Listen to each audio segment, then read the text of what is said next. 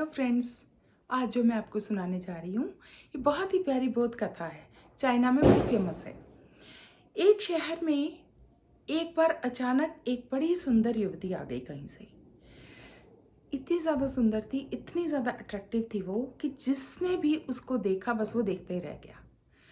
लोग इकट्ठा होना शुरू हो गए। वो जहाँ जहाँ से निकली लोग इकट्ठे हो रहे थे वहाँ पर।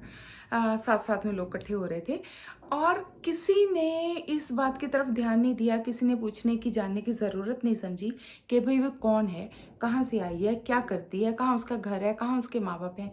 किसी को कुछ नहीं पता करना था। शी वॉज सो ब्यूटीफुल, इतनी ज़्यादा अट्रैक्टिव थी कि ध्यान ही नहीं गया। तो उस टाइम पे क्या था कि करीब 300 लड़के थे उस शहर में जो मैरिजेबल थे। तो 300 ने बोला कि भाई हमें तो इससे शादी करनी है।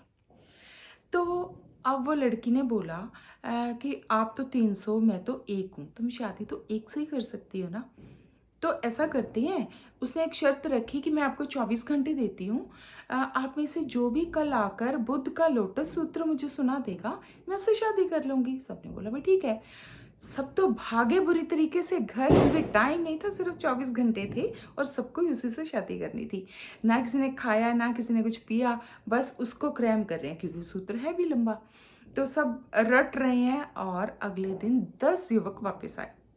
तो 10 के 10 ने आकर उसको वो सूत्र सुना दिया। उसने बोला भाई ठीक है। 10 ने सुना दिया, 300 में से 10 आ गए। लेकिन उसने बोला कि ठीक है, कल से प्रॉब्लम काफ़ी कम हो गई है, बट स्टिल मैं तो एक ही हूँ। अब तो 10 हो, 10 से थोड़ी ना शादी कर लूँगी मैं, शादी तो मुझे एक से करनी है। तो फिर क्या कर सकते हैं? तो उसने बोला ऐसा करते हैं, मैं आपको 24 घंटे और देती हूँ और आप में से जो कोई भी आकर मुझे इसका मतलब समझा देगा, मैं उससे शादी कर लूँगी। सबने बोला ठीक है। वो फिर से भागे क्योंकि सिर्फ 24 घंटे थे और 10 के 10 चाहते थे कि मेरे से इसकी शादी हो जाए। और वो सूत्र है भी लंबा, उसको समझना भी थोड़ा मुश्किल था।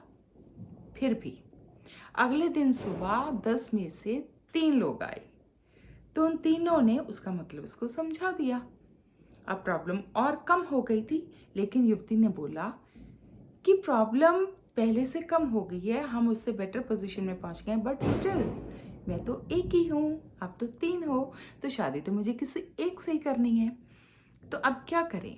वो कहती देखो, पढ़कर कुछ क्रैम कर लेना, रट लेना, बता देना वो इजी था, लेकिन उसका मतलब भी जो आपने समझा है, जो मुझे समझाया है, वो भी इंटेलेक्चुअल लेवल है, वो बौद्धिक मीनिंग है। आपने उसको जिया तो नहीं है, आपने उसको महसूस तो नहीं किया, आपका कोई एक्सपीरियंस तो नहीं है। तो आप दोनों में से, आप तीनों में से जो भी कोई कल आकर मुझे बता देगा कि उसने उसको थोड़ा सा भी महसूस किया है, क्योंकि उस कमल के आप बहुत नज़दीक पहुंच गए हो, आपको पता भी है वो क्या है, आपको उसका मतलब भी पता है। लेकिन अगर आप उसकी थोड़ी सी भी कोई सुगंध ले लेते हो, उसका थोड़ा सा भी आप अनुभव, थोड़ा सा भी आप टेस्ट कर लेते हो, तो मैं उससे शादी कर लूँगी। सारे कहते ठीक है। तो अगले दिन सिर्फ एक ही युवक वापस आया जिसने सच में उसको एक्सपीरियंस किया था। अब शर्त के मुताबिक लड़की ने उससे शादी करनी थी। तो वो उसको लेकर शहर के बाहर की तरफ चली गई, जहाँ उस लड़की का घर था। तो युवक चला गया पीछे पीछे, शहर से थोड़ा बाहर गए। तो देखा बहुत ही सुंदर घर था उसका। तो ऐसा सुंदर घर था, कल्पनाओं जैसा, ड्रीम लैंड जैसा, बहुत सुंदर। और उस लड़की के माता पिता भी दरवाजे पर ही खड़े हुए थे। युवक गया, उनसे मिला, तो उन्होंने मिलते ही उसको बोला कि हमें बड़ी खुशी हुई तुम्हें देखकर। चलिए, युवती जो थी अपने घर के अंदर चली गई। थोड़ी देर उसने अपने मम्मी पापा से बात की, बात करके वो अंदर चली गई। और इतने में उसके पेरेंट्स ने, उसके माता पिता ने लड़के को बोला कि भाई आप भी चले जाओ, वो तुम्हारी वेट कर रही होगी और वो उसका रूम है, उन्होंने बता दिया कि ये वाला उसका कमरा है, चले जाओ, वो वेट कर रही होगी। तो लड़के ने बोला ठीक है। तो ये चला गया अंदर। जब अंदर गया, इसने दरवाज़ा खटखटाया तो किसी ने खोला नहीं दरवाज़ा। तो इसने दरवाज़ा खोला, थोड़ा सा खोला, देखा अंदर कोई भी नहीं था। तो ये बड़ा हैरान हुआ कि अभी तो यहीं गई थी। खैर, उसने देखा कि दरवाजे में पीछे एक छोटा सा दरवाज़ा था जो एक बगीचे में खुलता था, बगीचे में जाने का रास्ता था। तो उसने सोचा शायद ही यहाँ गई होगी, तो वो उसके पीछे पीछे उस दरवाजे से चला गया। और उसको श्योर हो गया क्योंकि उसके फुट स्टेप्स, उसके कदमों के, उसके पैरों के निशान बने हुए थे।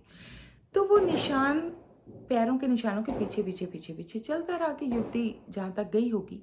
वो चलते चलते इतना बड़ा बगीचा था, इतना सुंदर बगीचा था। पहले उसका घर इतना अच्छा था, पहले वो युवती इतनी अच्छी थी, फिर वो बगीचा इतना सुंदर था। और वो चलते चलते करीब 1 मील निकल गया और वो पूरा बगीचा भी खत्म हो गया। तो उसने देखा कि बगीचा भी खत्म हो गया और जाकर देखता है कि वो फुट स्टेप्स कहाँ जाकर खत्म होते हैं। एक नदी आ गई है, नदी के किनारे पे वो फुट स्टेप्स जो हैं वो खत्म होते हैं वहाँ पर। और देखता है कि वहाँ उसकी गोल्डन कलर की जो चप्पल उस लड़की ने पहनी हुई थी, जो फुटवियर, वो वहाँ पर पड़ी हुई है। और वहाँ फुट स्टेप्स खत्म हुए, चप्पल पड़ी हुई है, तो क्लियर हो गया कि लड़की यहाँ तक आई है। तो उसने देखा कि आगे तो नदी है, लड़की कहाँ गई? लड़की तो उसको कहीं दिखी नहीं। थोड़ा हैरान हुआ तो उसने पलट के पीछे देखा। जब पलट के उसने पीछे देखा तो वहाँ ना तो वो बगीचा था इतना सुंदर जिसको वो क्रॉस करके आया था, ना वो इतना सुंदर घर था, ना वो जो लड़की की माता पिता पीछे खड़े हुए थे ना वो थे। वो बड़ा हैरान हुआ, उसने पलट के इधर देखा और जब इधर देखा तो लड़की की चप्पल भी नहीं थी और अब वो नदी भी नहीं थी। तो क्या था वहां पर? एक बहुत बड़ी हंसी थी। और फिर उस हंसी को सुनकर वो युवक भी बहुत ज़्यादा हंसा, बहुत हंसा। यहाँ पर ओशो बताते हैं कि ये वो हंसी थी, ये वो जो हंसी थी वो शून्य की हंसी थी।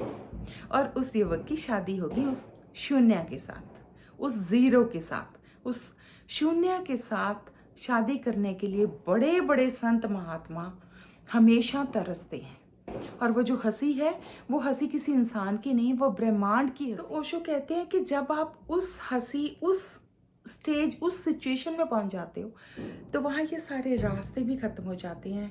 ये बगीचे, ये नदी, ये घर, ये रिश्ते, ये सारे लोग, ये सारी चीज़ें, सब कुछ ख़त्म हो जाता है। अगर कुछ बचता है तो बच जाता है शून्य।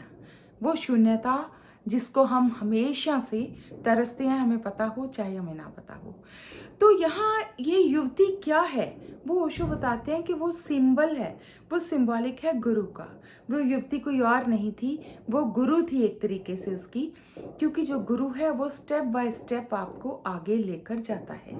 उस युवती ने क्या कहा? पहले बोला कि वो सूत्र को याद करो, फिर उसने बोला उसका मतलब समझो, फिर उसने बोला कि उसको जियो। जब उसने जान भी लिया वो सूत्र, उसको समझ भी लिया इंटेलेक्चुअल लेवल पे, बुद्धि के लेवल पे, फिर जब उसने उसका एक्सपीरियंस भी कर लिया तो वो स्टेप बाय स्टेप फिर वो उसको ले गई शून्य में। ओशो कहते हैं कि अगर आपको डायरेक्टली उस शून्य में पहुंचा दिया जाए तो आप पागल हो जाओगे, आप उस सिचुएशन को हैंडल ही नहीं कर सकते। इसलिए आपका स्टेप बाय स्टेप जाना ही ज़रूरी है वहाँ पर।